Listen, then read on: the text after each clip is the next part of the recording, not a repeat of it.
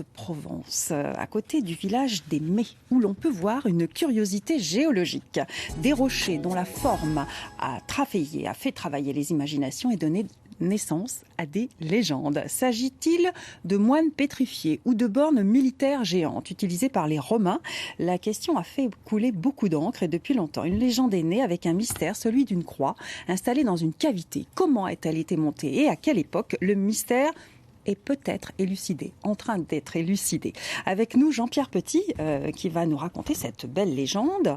Mais tout de suite, un reportage. Celui qui a été effectué en 1968, c'est un reportage de l'INA, à l'occasion d'une expédition escalade organisée pour tenter de comprendre quelque chose.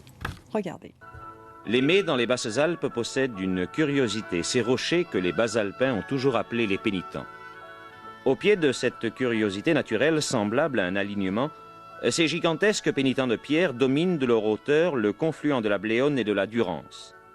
Or, le plus haut de ces rochers, celui qui mesure 140 mètres, renferme dans une crevasse une croix. Depuis quand est-elle là, qui l'a déposée?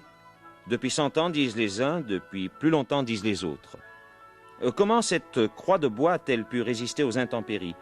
Comment a-t-elle pu être hissée et placée avec les moyens de l'époque? Personne jamais n'a apporté une solution à ce problème. C'est pour tenter d'élucider ce mystère qu'une équipe de jeunes alpinistes est allée explorer la niche à quelques 115 mètres de haut.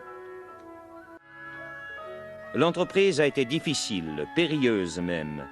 Centimètre après centimètre pendant 4 heures, et devant le village qui suivait ses évolutions, Patrick Cordier, en escalade artificielle et malgré le mauvais temps, a réussi à s'approcher de la cavité où se trouve cette croix. Elle est constituée de 2 morceaux de bois, et chaque bras mesure environ 4 mètres.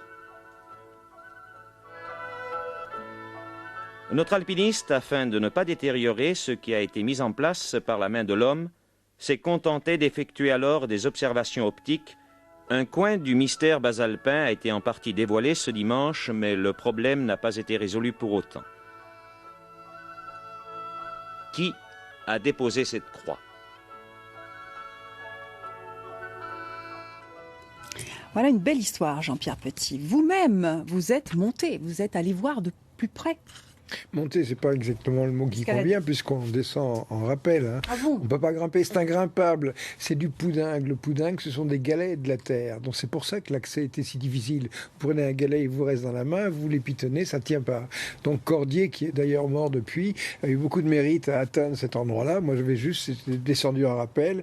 Il a réussi à ramer 2 petits fragments de bois qui n'ont pu être analysés qu'il y a quelques mois seulement. Cet été? Cet été, voilà. Alors, avant d'entrer dans les détails, pourquoi vous êtes tant attaché à cette légende? Écoutez, d'abord, il y a une chose, c'est que j'ai entendu tout à l'heure quelqu'un dire qu'elle datait d'au moins de 100 ans. En fait, il y a des chroniques religieuses qui indiquent qu'elle est au moins là-haut depuis le XVe siècle. Et vous verrez que c'est plutôt le XIIIe ou même le XIe. C'est considérable. Qui a mis cette croix là-bas et pourquoi?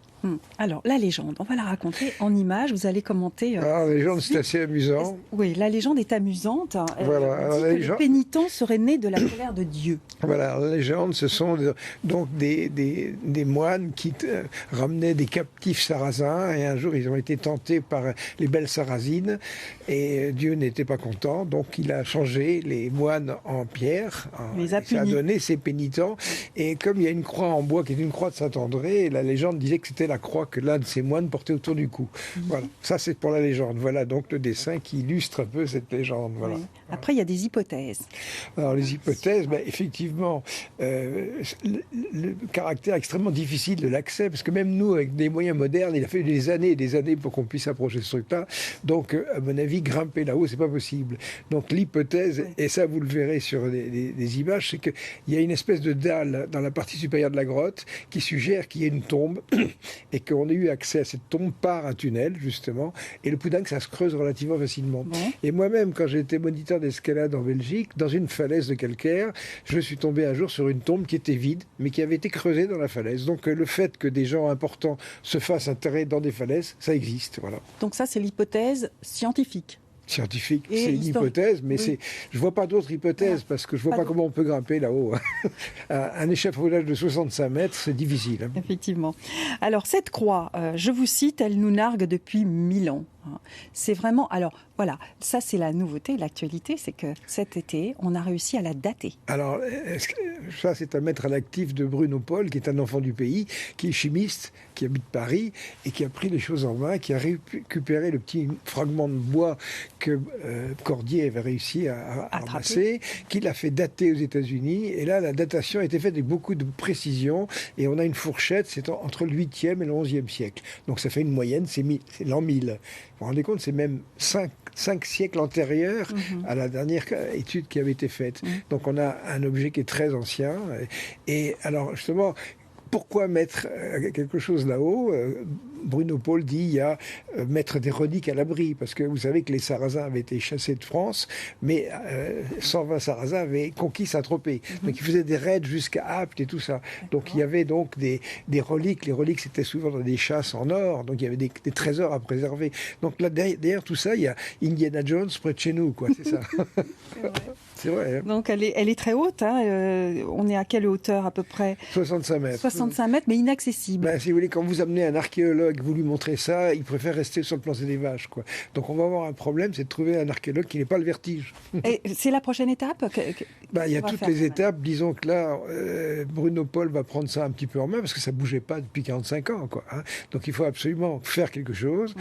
Il y a des investigations à faire. Et alors surtout, il y a une chose, c'est que vous avez vu tout à l'heure le dessin de ce tunnel comme ça. Oui. Et quand on fait un tunnel, la meilleure façon de cacher l'entrée, c'est de mettre une chapelle dessus. Alors justement, il y a une chapelle, je ne sais pas si on va la voir. On va la voir. Là, on va un peu vite parce qu'on est déjà dans cette chapelle. Eh bien, il y a une chapelle qui s'appelle la chapelle Saint-Roch, mais elle s'appelait avant la chapelle du Sépulcre. C'est quand même intéressant. Et cette chapelle, on voit ici, Bruno Paul a fait un dessin. Le trait bleu, c'est le trajet du tunnel qui mènerait de cette entrée jusqu'à la grotte. Et ce tunnel est un peu en pente, justement pour drainer éventuellement des eaux fossiles, qui ne sont pas les eaux d'infiltration. Et quand on voit le dessin de la chapelle, y compris des photos qui ont été prises en 1905, etc., il y a des arbres qui poussent. Or, c'est extrêmement sec. Donc, autrement dit, le fait qu'il y ait... Vous voyez, on voit sur cette photo, il y a un arbre qui pousse devant. C'est pas normal dans un endroit pareil. Donc, il y aurait donc des eaux de drainage qui seraient en dessous, qui expliqueraient qu'il y a peut-être quelque chose dessous.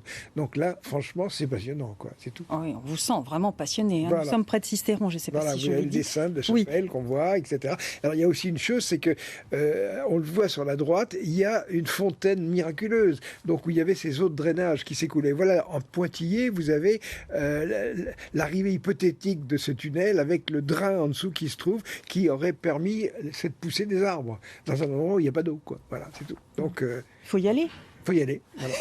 C'est prévu ? C'est prévu. Ah oui, vous allez participer à l'expédition. Je ne vais pas rater ça, bien sûr. Ah, évidemment. Et ça, c'est le besoin des scientifiques d'avoir des certitudes. Est-ce qu'il ne faut pas garder plutôt... pas la nébuleuse, mais... Notre métier, c'est fait pour résoudre les mystères, que je vous dis. C'est vrai. Pierre Petit, il résout les mystères. C'est un beau métier. Ben voilà. Magnifique. Merci beaucoup.